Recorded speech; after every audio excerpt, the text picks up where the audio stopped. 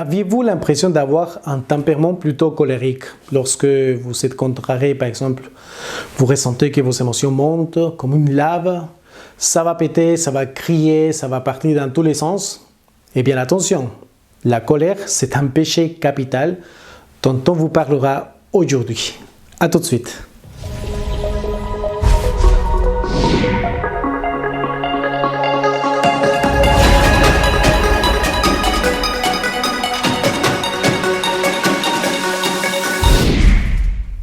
Eh bien, comme la jalousie, la colère est d'abord une passion, c'est-à-dire un mouvement spontané de notre nature sensible. On ne peut rien faire. Mais soyons clairs, pas toutes les colères, ce sont des péchés. La même Écriture sainte, par exemple, nous raconte des justes colères, soit dans l'Ancien que dans le Nouveau Testament. Ça me vient à l'esprit, par exemple, cette anecdote de notre Seigneur, lorsqu'il se mettra en colère contre les marchands du temple, qui avaient converti en fait le temple, ce lieu sacré, dans une tanière des bandits. Et Saint Jean Chrysostome n'hésite pas à écrire: celui qui ne se met pas en colère, quand il y a une cause pour le faire, commet un péché. Et ce péché, c'est la lâcheté en fait.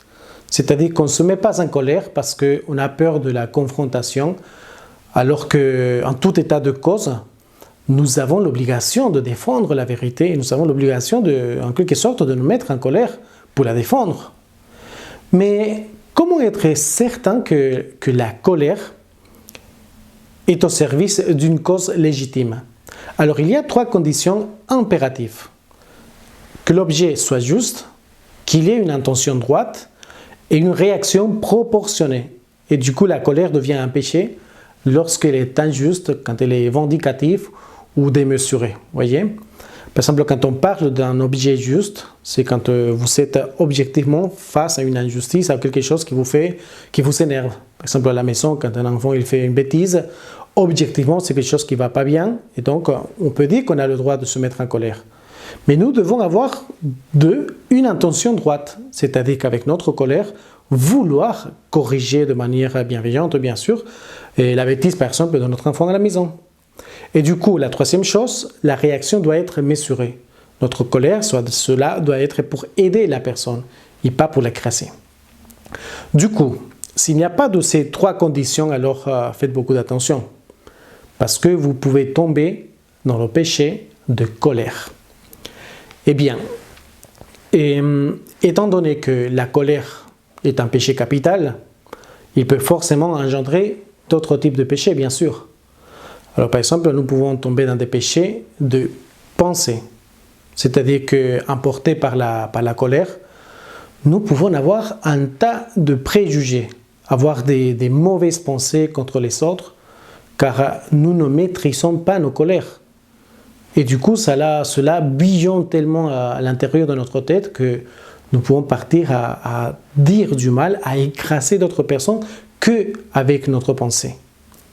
Nous pouvons tomber aussi dans des péchés de parole, c'est-à-dire que la colère reste tellement intérieure, mais il veut s'exprimer aussi. C'est ce qu'on appelle le péché de langue, la médisance.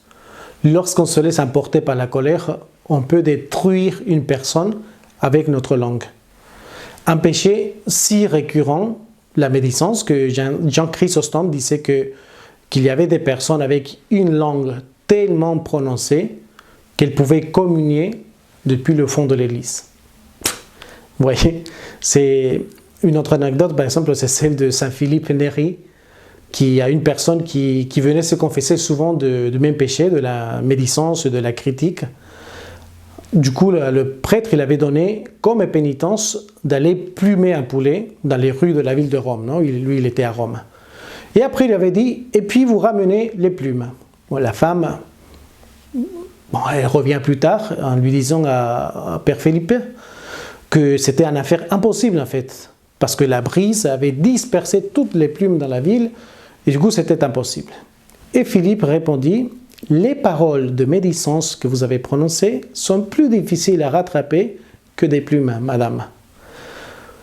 Enfin, on peut pécher aussi par nos actes.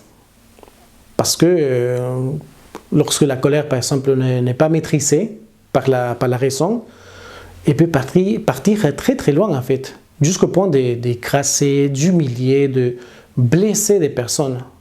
Une telle personne est ingérable en fait, et insupportable. Et dans tout ce qui concerne le relationnel, alors cela devient compliqué avec une personne colérique. Parce que vite, la colère peut nous mettre dans des situations difficiles qui terminent pour gâcher notre vie et gâcher la vie des autres. Une personne colérique qui ne maîtrise pas ses émotions, c'est insupportable à la vivre et être avec elle. C'est pour cela l'importance de travailler sur ce péché capital, mais rappelez-vous, il n'y a pas que du négatif.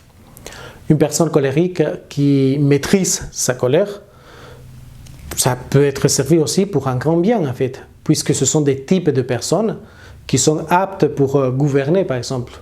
Grâce à leur force d'esprit, à leur caractère et à leur élan, ce sont des personnes aptes pour l'organisation, pour la vie sociale, pour l'oratoire, pour beaucoup de choses. Nous avons d'ailleurs des grands saints colériques, Saint Jean Bosco, Sainte Thérèse d'Avila, entre autres.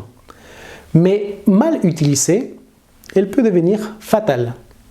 Et la personne peut devenir orgueilleuse et se sentir supérieure aux autres et du coup être toujours en état d'écraser, d'humilier avec leurs propos, avec leur manière de faire, leur manière d'être. Voyez ? Alors pour terminer ce petit topo et cette explication et ce bonsoir des padres, alors vous dire simplement qu'il y a de quoi remédier en fait quand on tombe dans ce type de péché. Alors la première chose en fait c'est prendre du recul. Lorsqu'on s'énerve, lorsqu'on est un peu que ça bouillonne, que vous ressentez que ça bouillonne, la première chose à faire c'est éloignez-vous le plus tôt que possible. C'est-à-dire ne vous laissez pas emporter par la colère. Mais ce prendre de recul ne veut pas dire de fuir. Et là, c'est le deuxième remède, qu'il ne faut pas fuir au problème. C'est-à-dire, lorsque vous êtes confronté à un problème, même s'il faut laisser passer un peu le temps, mais tout de suite après, il faut réagir, c'est-à-dire tout de suite après la colère passée, il faut essayer de trouver une solution quand il s'agit d'un problème avec une personne, d'une incompréhension, etc. Après, c'est important aussi de se mettre à la place de l'autre. C'est-à-dire, et ça c'est un problème parfois difficile, c'est-à-dire que quand on se met en colère avec quelqu'un, qu'on n'est pas d'accord avec quelqu'un, ça aide beaucoup, par exemple, de se mettre effectivement à la place de l'autre. Qu'est-ce qu'il pense? Écouter ce qu'il vient me dire et penser même que peut-être ce qu'il va me dire, c'est peut-être la vérité qu'il peut aussi m'apporter quelque chose. Et du coup, ça nous aide, ça nous permet d'éviter ce type de colère.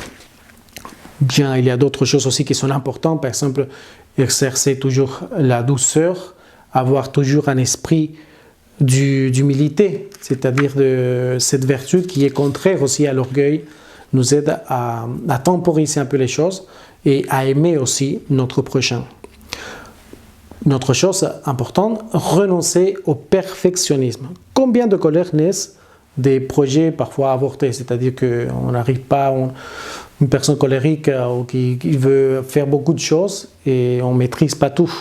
Et du coup, il faut renoncer à ce type de perfectionnisme. En toute humilité, faire ce qu'on peut et basta. Ne pas abuser des excitants comme le café, l'alcool, etc. Ça aide beaucoup à des personnes qui sont un peu colériques à baisser un peu ce type de tempérament. Et entrer dans un chemin de pardon. Voilà, ce sont des choses qui peuvent aider, bien sûr. Et avec ce bonsoir des padres, et nous sommes vers la fin aussi de ces séries de vidéos sur les péchés capitaux, demandons à la Vierge Marie qui nous aide à avoir ce même type de personnalité qu'elle, c'est-à-dire cette douceur d'esprit et cette humilité. Elle qui était la servante du Seigneur, l'humble servante du Seigneur, peut nous aider à vivre une vie paisible et à éviter ce péché grave de la colère. Que Dieu vous bénisse et à bientôt.